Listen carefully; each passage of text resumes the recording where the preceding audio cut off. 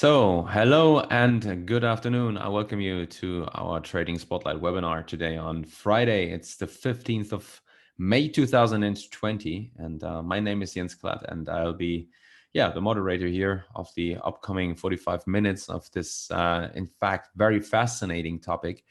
And I can already say right here, right at the beginning, that today will be,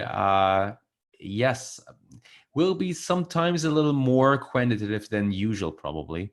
I really hope, I really hope that I can present the content here in a way that everyone gets access to it and understands the idea behind that. I probably, I'd like to say that it's necessary, especially afterwards, to probably dig a little deeper into this matter, read through some probably also articles around this topic. And also, please feel free, if you have any questions afterwards, to go over to our Trading Spotlight community, ask your questions there. That's exactly what this community is there for. Let's just get started and see how this plays out. I'm excited about this topic, in fact. So topic today: value at risk, and how do institutional traders manage their risk and set their stops. So in fact, I can already say setting stops is probably not that what institutionals, especially if they trade a big portfolio, do. And why this is the case, this is exactly what we want to make a topic today. So today's agenda, we want to look at the value at risk. Here we want to look at the definition of what is the value at risk. 1 second, please. Okay. What is the value at risk? Then how the value at risk is calculated. And therefore, we will switch over to a program I wrote myself in Python, and I want to show to you here. And I want to use it to show how you can then, probably with some programming skills, probably if you're not very familiar with Python, you have to first get started within this language. But once you are in this matter for a bit, you can see how you can look at data, especially your returns, for example, your monthly returns, and then how to calculate your value of risk based on that. So we want to use historic data from the DAX especially to illustrate this, and use the percentage or the change on a monthly basis, and then how to calculate the value of risk based on that. And then also something I'd like to have a look at is, where does a value at risk money management plan has flaws? I can already say that. We will look at so-called normal distributions here, and markets are not normally distributed. And who doubts that? Well, probably just have a look at what happened around the coronavirus. Look at what happened when it comes to the great financial crisis, 2008. I think plenty of examples are given that those so-called fat tails, what this is, will also be a topic of today's webinar, that they happen far more often than a normal distribution suggests. And this is exactly where this way of calculating your risk has some flaws, and this is something to keep in mind. Still, we want to see how this can be used in our trading to gain also an advantage based on that, and what it can deliver, especially from a mental perspective, how to probably become more confident in our trading in general. So before we start, this is me. So I already said it. My name is Jens Klatt, and I am the moderator. So for any details on my person, I'd like to tell you that there's an interview I did together with Admiral Markets in July, something like around a year ago. So probably we have anniversary in 1 or 2 months with our Trading Spotlight webinar series, if I'm not mistaken. And the interview there is probably a good starting point to get to know me a little better, where I come from. What's probably of most interest here is that I'm located in Berlin, in Germany, and this is necessary to note because Admiral Markets, the broker behind this Trading Spotlight webinar series, has offices around the globe, in fact, in over 20 countries around the globe, and one is here in Germany. in Berlin, in fact. So I know the German staff, and yeah, that's something which is definitely noteworthy. Why? Well, just imagine you open an account.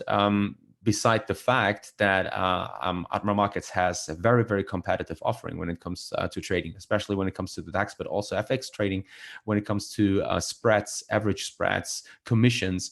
This is really, really highly competitive, and it's definitely worth giving it a deeper look.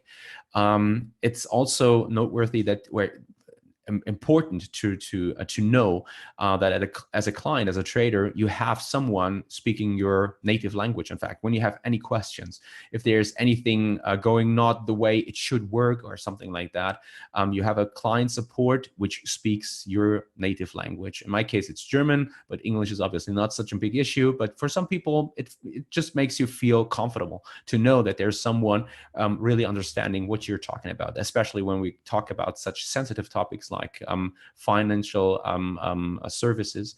And that's why definitely give Admiral a deeper look and check out the website, admiralmarkets.com.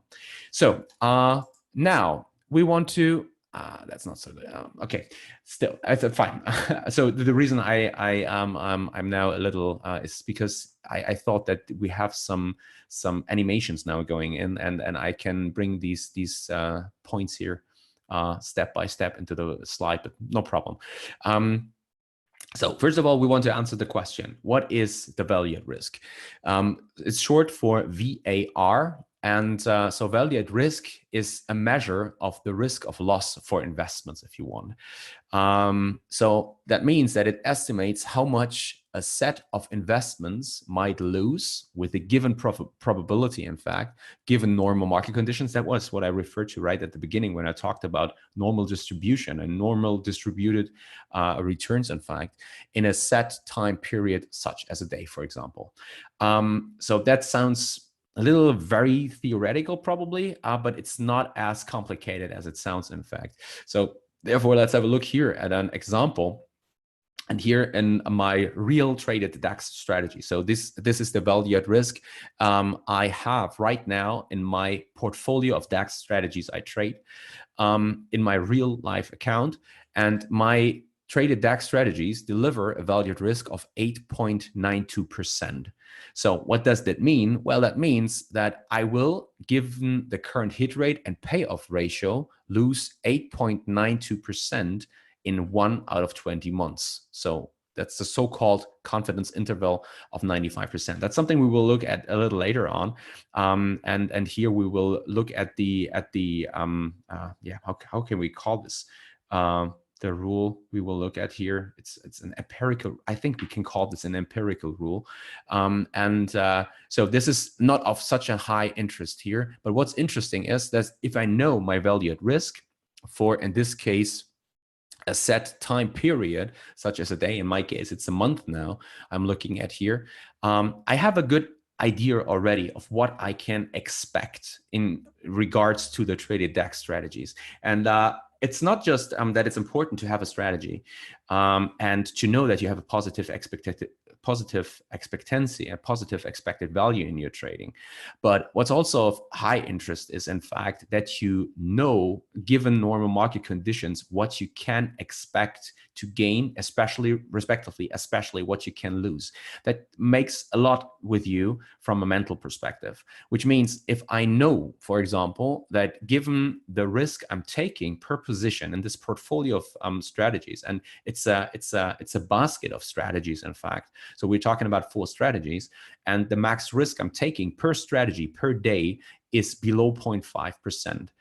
And if I now look at this basket of strategies and I look at the returns these strategies bring, or what returns I can expect, well, I see that the value at risk I can calculate is 8.92%, meaning that in 1 out of 20 months, I should expect that I will win or lose 8.92%. So everything which is below that number is completely normal from a winning, but also from a losing perspective when it comes to monthly change in my portfolio from percentage wise. So if I make plus 5%, it's completely normal and something I can expect to happen. While if I lose 5%, it's the same. I can expect this to lose, in fact. And in 1 out of 20 months, this interval here, or this 8.9%, I will have a return which falls beyond that threshold, in fact. So given, again, the current hit rate and the payoff ratio of the approaches I'm trading here. So if I combine all strategies, I know this and that often I'm on the right side, this and that often I have a losing trade, this and that time I have a winning trade, I have a percentage here, and I also have a payoff ratio, average gain to average loss, in fact. And why is this of interest? Well, because it gives me a confidence, and I can also say whether I'm fine with that risk numbers here in my personal portfolio, and if I'm fine with my money, putting my money on the line, and if I'm fine with the risk I'm taking here, or if it's not the case. So for example, if I'm not fine losing in 1 out of 20 months 8.9 or more percent, well, I probably, there are several ways now. First of all, I could say I'm not trading the strategies or taking out the more volatile strategies to have a lower number here. In addition to that, there's also the possibility to say I'm fine with all the traded strategies. And now still, I'm not fine by losing that much money or have this as a possibility. And that's why I reduce the position size, for example. So it comes down to really know what you're doing, not just to have an idea of how much money you should risk, but also to make sure that you're fine and that you're confident in your trading and that you are that you can continue trading without starting to do some strategy hopping or something like that. And this is where this value at risk comes into play here and gives you a very good idea of what you can expect, in fact, given normal market conditions, given a certain hit rate you have over a certain period of time, and given the payoff ratio, in fact. Yeah, so that's it, in fact, how the value at risk, what it is, and then also how you can find an example in your personal trading. So now the thing is, you might say, well, I don't know what my hit rate is, or I don't know what my payoff ratio is, or I don't know what my trading delivers in terms of return, or a certain strategy or certain strategies. Well, this is a clear sign that you're probably not being acting as a real professional trader, but you're playing around a little. Why do I say that quite bluntly right now? Well, because having a trading journal, writing down what your trading is, what strategies performs how, and so on and so forth, this is something which is of high importance and gives you confidence from this perspective, because given these numbers you write down there, you can calculate a lot of input parameters for your risk and money management plan, which also play a very important role when it comes to your mental stability in your trading. So this is a perfect example of where you see why it's so important to have a trading journal, respectively, why it's so important to, for example, look for external solutions, softwares, which are offered in free of charge, like FX Blue. I highly recommend this. You can synchronize your MT4, MT5 account with FX Blue. And this platform tracks all your trading, in fact, and gives you a very good idea already on what are your risk parameters. To some extent, by the way, you can also get an idea on your value at risk, in fact. So, but we want to go another way to get this value at risk. And we want now give you, or I want to give you an idea on how to calculate this value at risk, in fact. So, just to give you an idea, now we come to the institutional players, okay? So that's what this topic is about. So in fact, institutional traders, portfolio managers, whatever, they are usually not working with so-called hard stops, but what they do is they trade a portfolio, or they have asset under management, and sometimes it's large amounts of money, billions of euros, billions of dollars, billions of pounds sterling. And this portfolio they trade with several strategies or in several markets, also asset classes.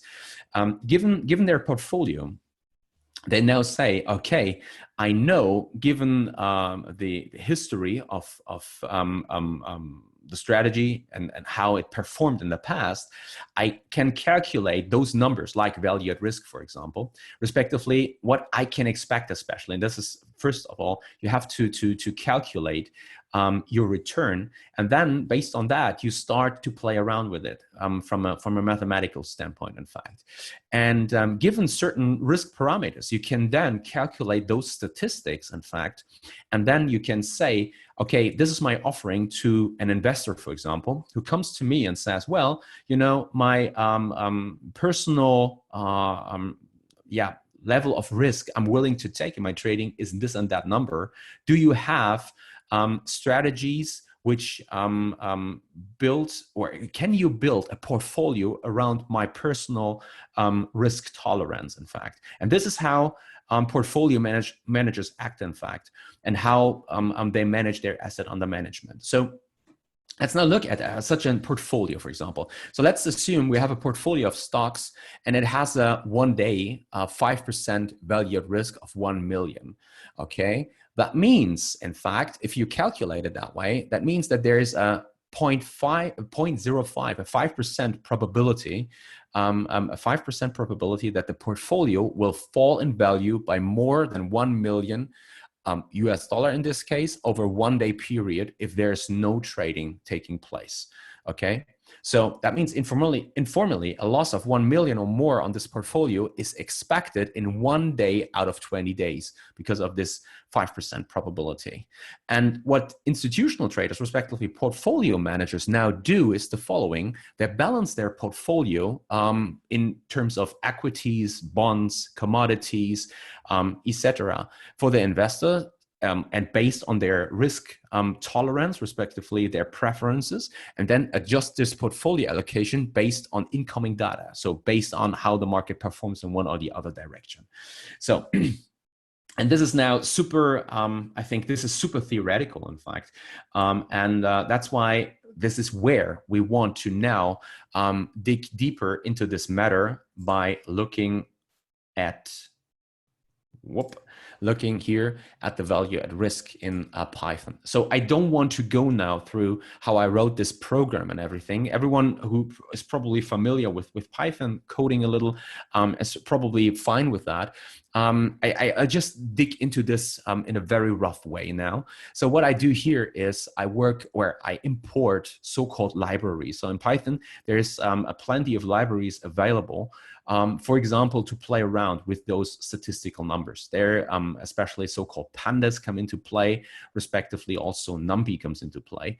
And this is what you can see here, why I've imported this, or in this case, I import pandas in this case, and this is to here have a better way of illustrating a CSV data in this case. So I have an Excel file, and there I have historical DAX data in, and therefore I now need here this pandas tool, respectively. I also import matplotlib.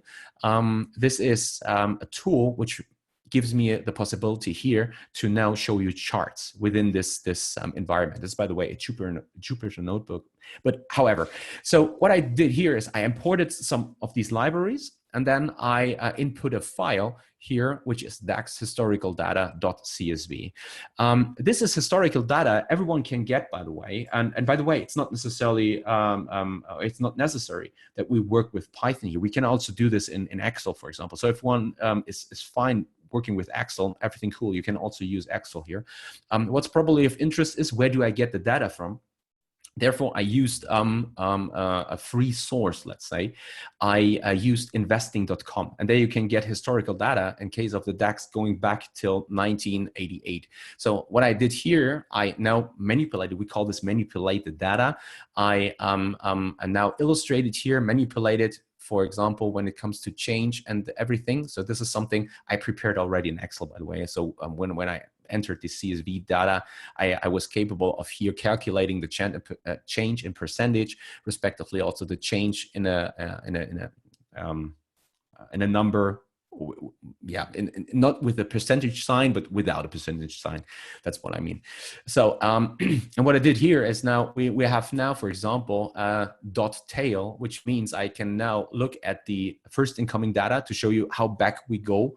This is the latest 5 entries, in fact. If I go here to head, for example, you can see that it goes up till, I think, April. I think this is the last time I have data here. But I just want to use this dot tail version to show you that we are going back till 1988, in fact.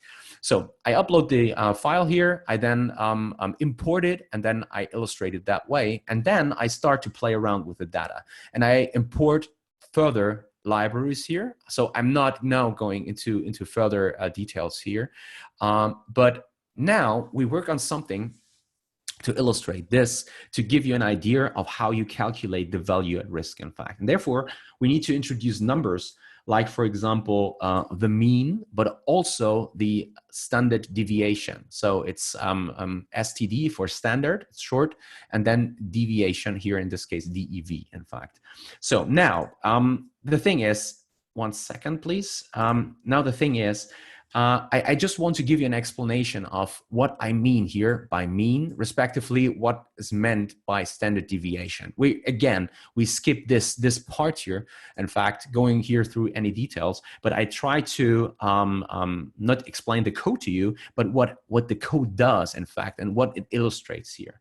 So first of all, let's have a look here at the number mean. So mean means that we add up all changes or all values when it comes to change, in fact, and then divide it by the total number of change values. So that means we have here data set, and now we add up these numbers, this last column here, we add them all up, and then we divide it by all values we added up here, in fact. So let's say it's 387. So we add up all these numbers, and then we divide it by 387. And then what do we get? Well, it's simple. We get the average DAX performance per month in percentage, in fact. So that's what we get here. Okay, so the thing is now, that doesn't bring us anywhere. It's like, well, we haven't done an average number of the performance in case of the DAX, but that's probably something which is of interest if we want to find out whether our trading, for example, performed better or worse than the average performance of the DAX given over a given time span. But from a risk perspective, especially for an institutional trader, that's not of such high value. But the number mean is still important for us, because this is a number we will need when it comes here to calculate the standard deviation, in fact. So now let's just have a look here at this histogram, in fact. So we can call this the histogram of change. So we are still talking about here this last column. And what this histogram does is, in fact, it adds up each change value, okay?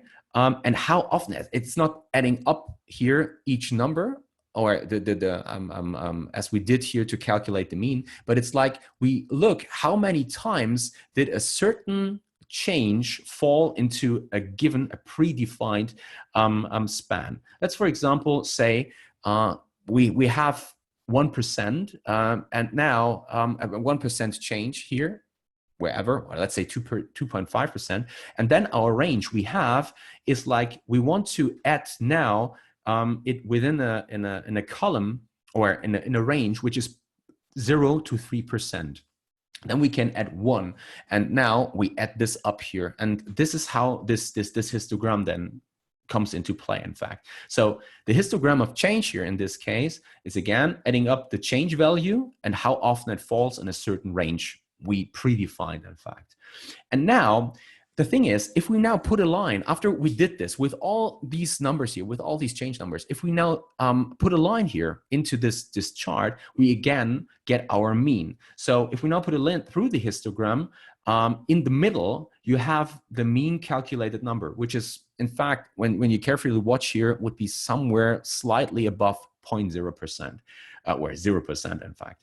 So now we don't have a number, how close, respectively, far away a number is from this average, in fact. And this is where the standard deviation comes into play and where risk plays a certain role.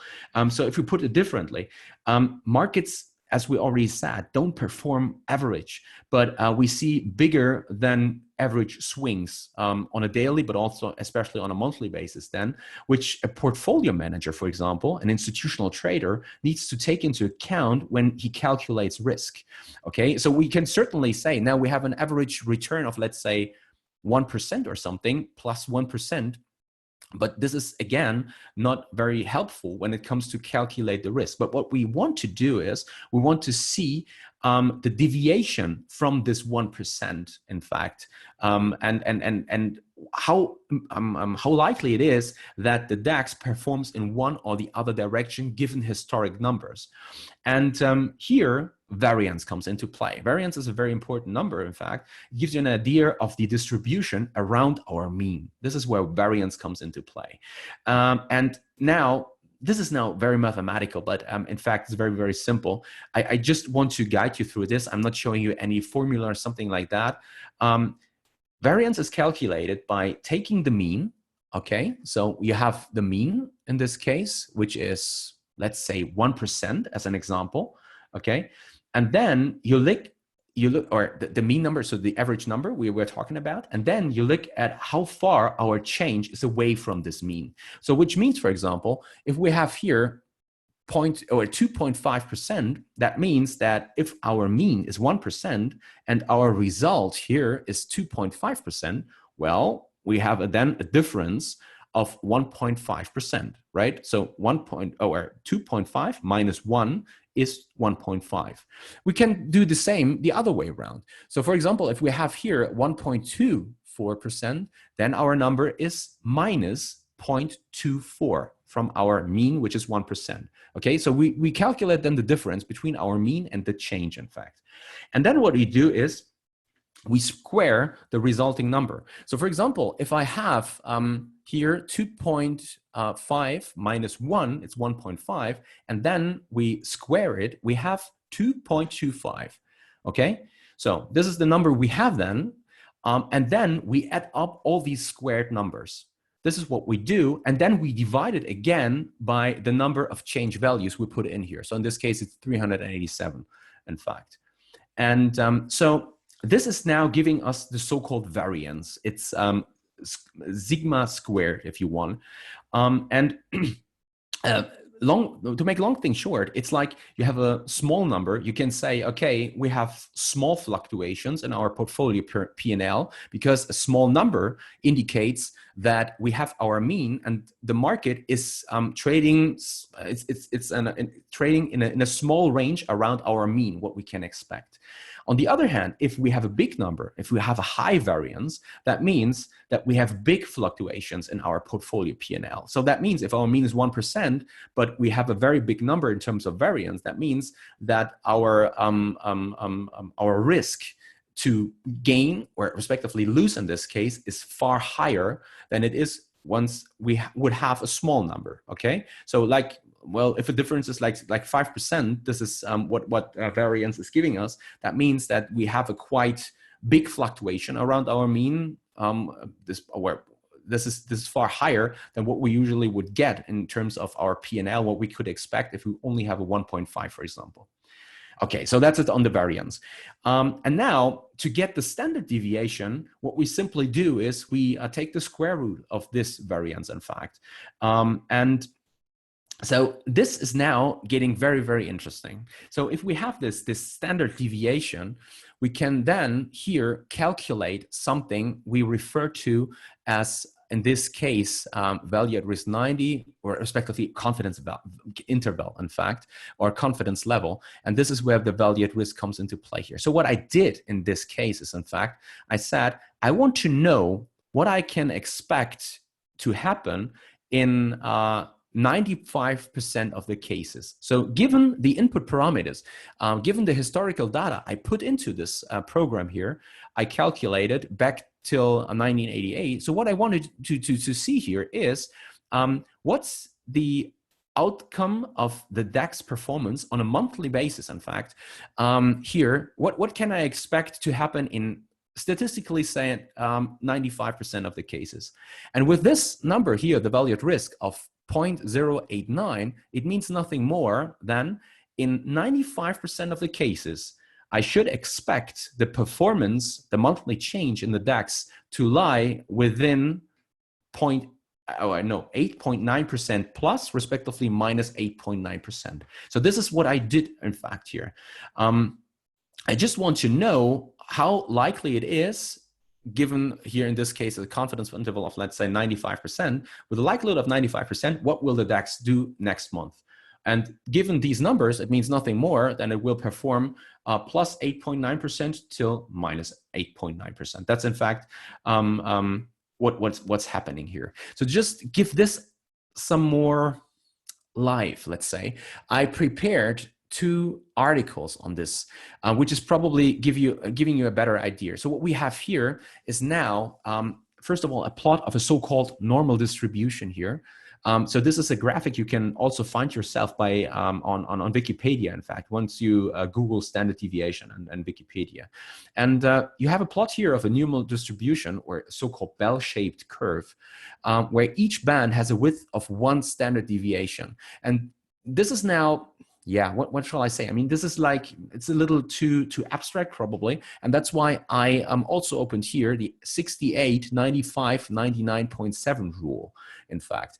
And this is, in fact, a very, very interesting article, which perfectly illustrates what all this is about here. Let me just enter this in the chat box. I call this Wiki, and I give you just a link to this Wikipedia article. And we just want to go through what's written here in the first sentence. So there you can see, in statistics, the 68, 95, 99.7 rule is also known as the, I already said it at the beginning of this webinar, it's the so-called empirical rule. So it's a shorthand used to remember this percentage of values that lies within a band around the mean in a normal distribution with a width of 2, 4, and 6 standard deviations.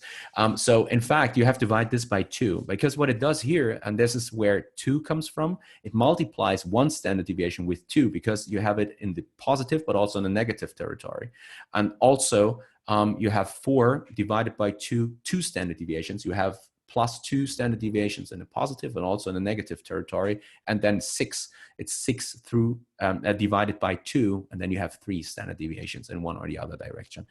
And so if you speak more accurately here, you have now a 68.2%, 2.7% chance that your result will lie in a range of 1 standard deviation. So which means, practically speaking, if you have a standard deviation of 1%, let's say, it means that with the likelihood of here 68% rounds, roughly speaking, 68%, your results in the DAX or your portfolio will perform within a range of 1% plus, respectively, minus 1%. If your standard deviation is 1%, okay?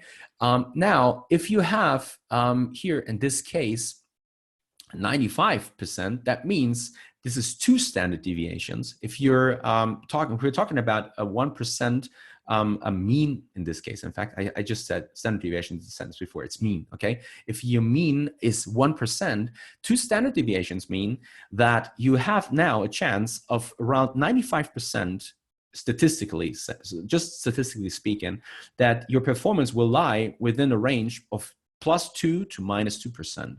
And then we come to the third, or the 3 sigma event, we call this. Now here, see, you have nearly a 100%, but just nearly, okay? It's 99.7%, which means in 3 out of 1,000 cases, statistically speaking, there will be an event which falls out of this range. This is what we then refer to, by the way, to something as a black swan or a fat tail. So a highly unlikely event.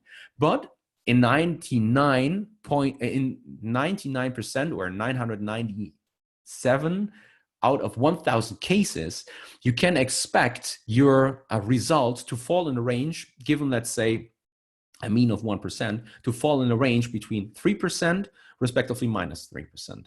So this is in fact how professionals, institutional traders now work. What they do is, in fact, they look at their portfolio, the traded strategy. So it's way more complicated than what we did here when it came to the DAX, in fact. So we look at the historical data, and we now put in all these data to get here our change in percentage if we trade all these strategies for whatever time span we look at. Usually we look at a time span of more than 20 years or something.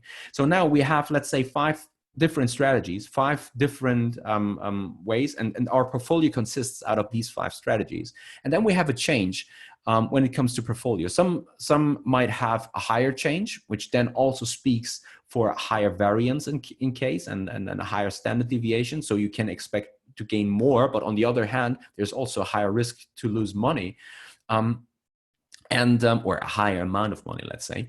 And so what they then do is they calculate here this change, and then they run such a portfolio simulation, let's say, and well, then they get here so-called confidence intervals, respectively confidence levels with a given value at risk, in fact. And based on that, they can say, statistically speaking, we expect our portfolio, given these and that strategies, to perform here in 95% of the cases. So in 1 out of 20 months, you should expect a loss in this case, which is higher than this and that percentage. And this is how an institutional trader calculates the risk.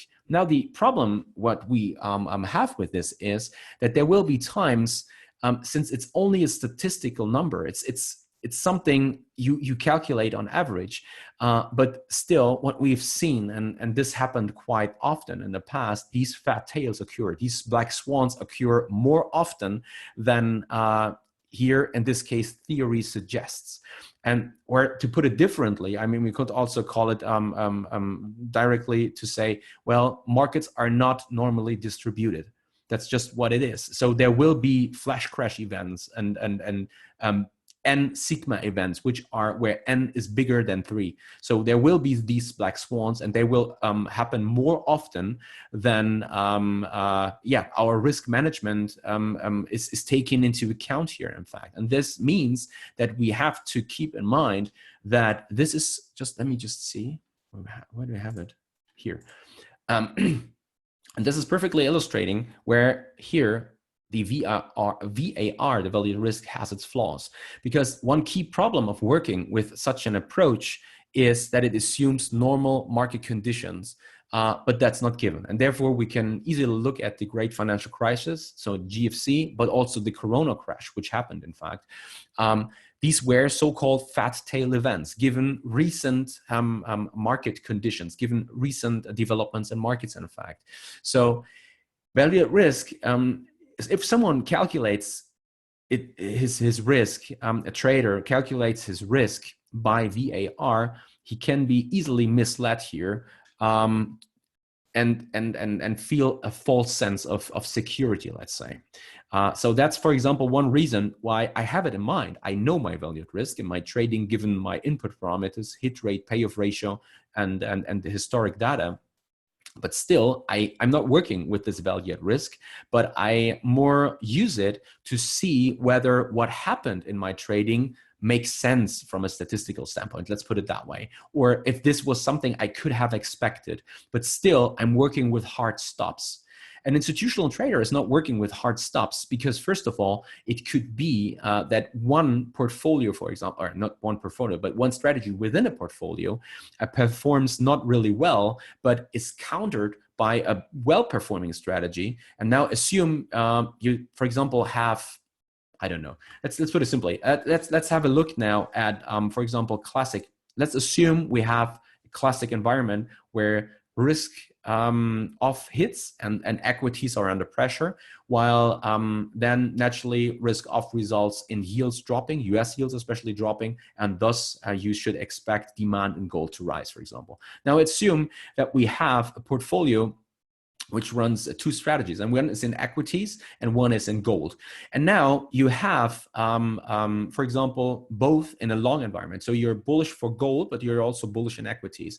Now we see a massive drop in equities, given whatever external factor, but it's countered by the positive performance you see in gold. So now your risk, your value at risk probably says, well, we see here in equities that we need to massively reduce our exposure, which would then, if we worked with a hard stop, for example, mean that we're, let's say we have $1 billion portfolio, something like 1 billion, and we need to massively sell our portfolio, reduce our long position in equities, in fact, which would then, by the way, trigger further losses at our end, because the position is so big that the market has probably trouble to absorb it, which means we will see potentially slippage, driving the market even further down, which is why I'm not willing to work with a hard stop once I'm an institutional or portfolio manager. So this is not what I do, but I manage risk given my value at risk and given the risk parameters my trader, or not my traders, but my investors have given me. And if they are fine for a certain level of risk in their trading, I'm still fine to hold my position here and manage it then with, for example, a position I hold in gold on the long side, for example. So just to give you an idea of why I continue to work as a retail trader, as a small trader with a hard stop, while a professional institutional trader is probably not happy to do that, because he does not want, especially to dump a big position into the market, which will naturally result then in a worse execution price given the volume and the probably not given market depth and market width in a certain market environment. So again, let's go back to these points. Now, first of all, value at risk. If you interpret it in the wrong way, it can lead to a false sense of security, something you have to keep in mind. And it's also that it does not measure worst case losses. So put it differently, a value at risk of 5% means the loss is 5% or greater in the respective time frame. So if I have a value at risk in my trading, my strategies, I made the topic of 8.9%, for example, in 1 out of 20 months, it doesn't mean that I see a loss then, let's assume 1 in 20 months of 8.9%, and then there we stop. It means the loss is 8.9% or greater than that, which is also very important to realize, and which means that you have to take adaptations once this threshold is hit and the market rises beyond that. Also, a portfolio manager has to start to reduce his exposure in the respective part of his portfolio, in fact, to make sure that the risk parameters the investors are willing or have given to me, that these risk parameters are still that I stand by these, and that I keep the contract I have with the investor. So what also became probably clear, so the longer I speak, the more I realize that probably it's a very tough topic, in fact. Value at risk can be very difficult to calculate, not just from in a basic version, but also especially the larger the underlying portfolio gets, in fact. And especially if you do not have enough data to then run a real valuable value at risk calculation. So just remember what happened during the great financial crisis, and once the value at risk based risk models from big investment banks failed because there was no real way to measure risk, in fact, and that's where where the system, where this whole financial system, in fact, nearly imploded. It imploded. And if there hasn't been the central banks, well, probably most of investment banks back then would have already been gone by now. So this is also something where value at risk can have flaws and result in trouble, and probably also one reason now you can probably better understand why there are so many quants finding their way into the financial markets, because these PhDs in mathematics and physics, they are hired because of these complex calculations happening here behind the scenes, in fact, how to measure, how to calculate risk, and how to work with that and adopt strategies then traded by the traders within the bank or the hedge fund, however, whatever. And here, this is also a point, I already made it.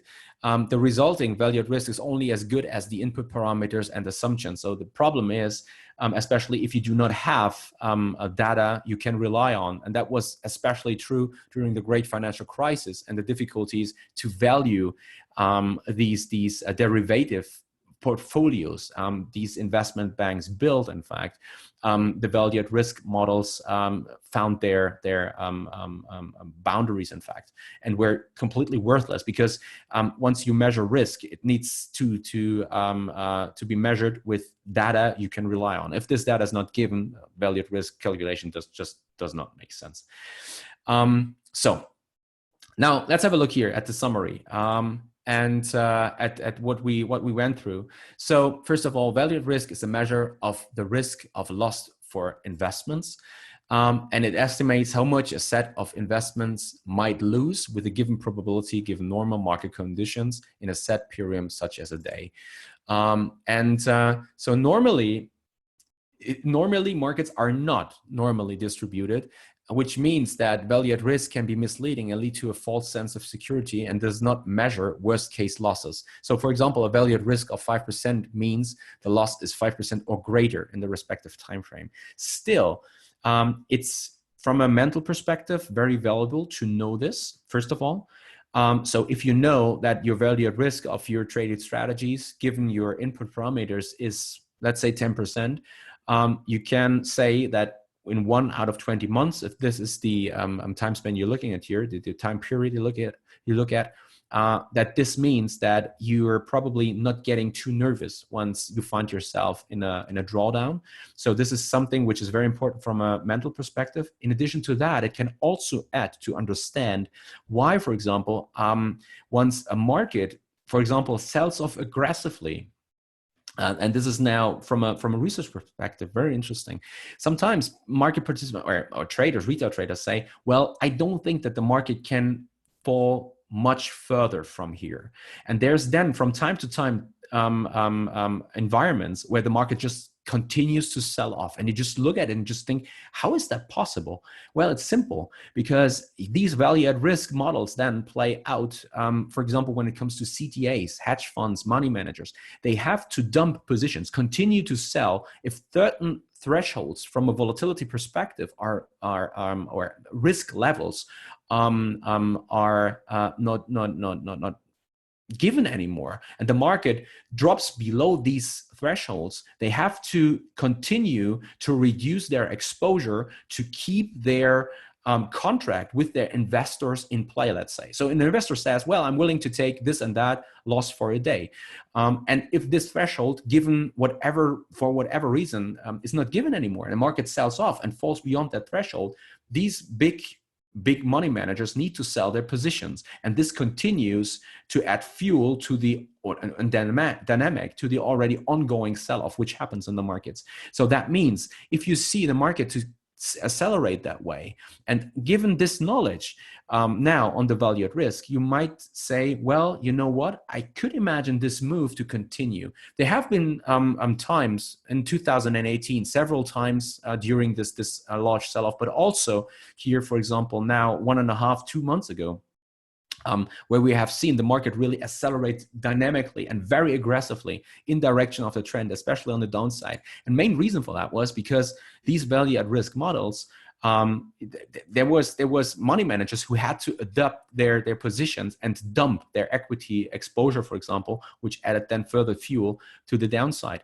And meet margin calls, which also resulted then in liquidations, for example, in classic safe havens like gold. So you can see that this theoretical knowledge here also starts to play a role from get an idea once markets get extreme, what happens behind the scenes and why it's likely that an ongoing, especially downtrend, continues and to even accelerate even further.